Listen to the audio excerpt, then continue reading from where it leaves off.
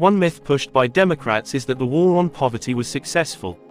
This is false. The war on poverty wasn't successful, at least not in the way Democrat President Lyndon B. Johnson intended. In 1964, Lyndon B. Johnson launched his war on poverty. He believed through vast amounts of government spending and social programs, that the United States could essentially eradicate poverty. Johnson, during his State of the Union address, said, "Our aim is not only to relieve the symptom of poverty, but to cure it and, above all, to prevent it." The Johnson administration believed in this message so much that Robert Lampman, Johnson's key economic advisor, believed that poverty would be eliminated by 1980.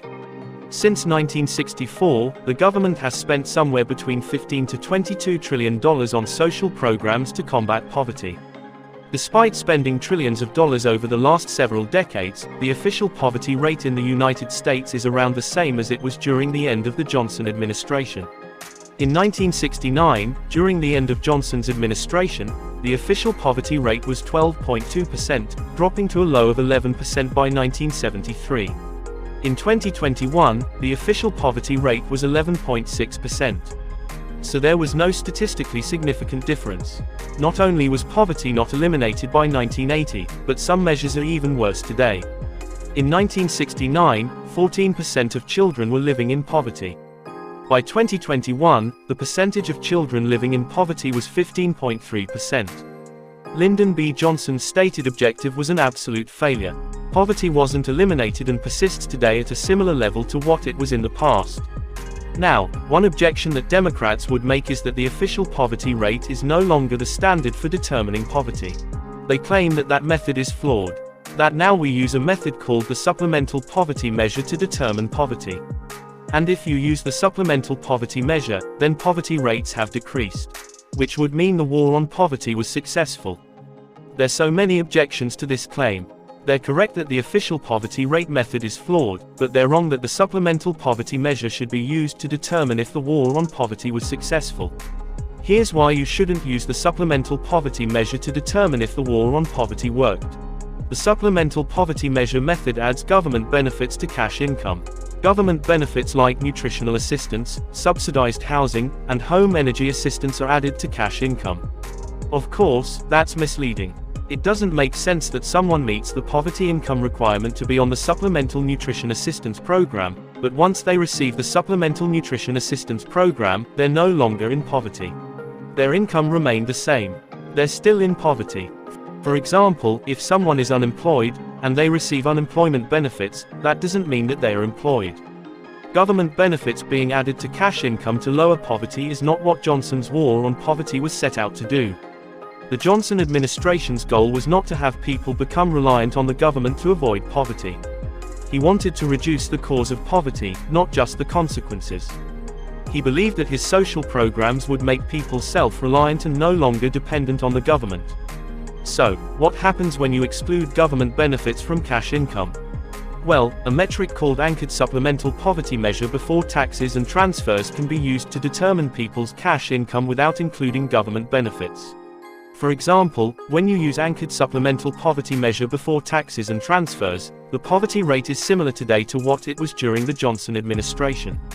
According to Lewis Woodhill, a contributor for Forbes, the anchored supplemental poverty measure before taxes and transfers is the ultimate quantitative test of the success or failure of the war on poverty, at least in terms of its stated objective. Shortly after the war on poverty got rolling, in 1967, about 27% of Americans lived in poverty. In 2012, the last year for which data is available, the number was about 29%. Johnson wanted to cure and prevent poverty. This he failed to do. If Johnson cured or prevented poverty, then how come when you use the same method his administration used, you get a similar result today? How come when you remove government benefits from the equation, the poverty rate is similar to what it was in 1967? None of this would be the case if he was successful in what he set out to do. So, if the war on poverty didn't work, then how can we reduce poverty? Well, one of the fastest ways to decrease poverty is by increasing economic freedom and economic growth. Economic freedom is synonymous with capitalism. Spending trillions of dollars has negative economic consequences. Various studies show that high government spending and high taxes decreases economic freedom and economic growth, which leads to more poverty. Numerous studies have shown that the higher the economic freedom score is, the less poverty there is. The Fraser Institute has found that countries with institutions and policies more consistent with economic freedom have higher levels of income, more rapid economic growth, and a greater reduction in poverty rates. This was confirmed by a 2020 study titled The Relationship Between Economic Freedom and Poverty Rates, Cross-Country Evidence, a 2008 Economic Freedom of the World Report, and a 2003 study, titled Poverty and Economic Freedom, Evidence from Cross-Country Data. All the studies confirm the same thing. Economic freedom lowers poverty, and policies, like the war on poverty, lower economic freedom, which increases poverty. I would argue that not only was the war on poverty unsuccessful, but it might have made matters worse. It's important to mention that this video is not intended to encourage the removal of government programs altogether. Although there should be a radical change in how we do it. Some programs are necessary for the recipient's well-being. Government programs can be effective at preventing the consequences of poverty. For those who are incapable of being independent, like children, the physically disabled, and the mentally handicapped, government programs are essential.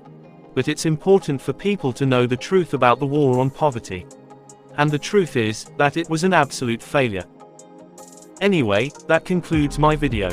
Check out my article The War on Poverty Was Successful Myth for similar information and sources. Don't forget to like and subscribe. Thanks for watching, and have a good one.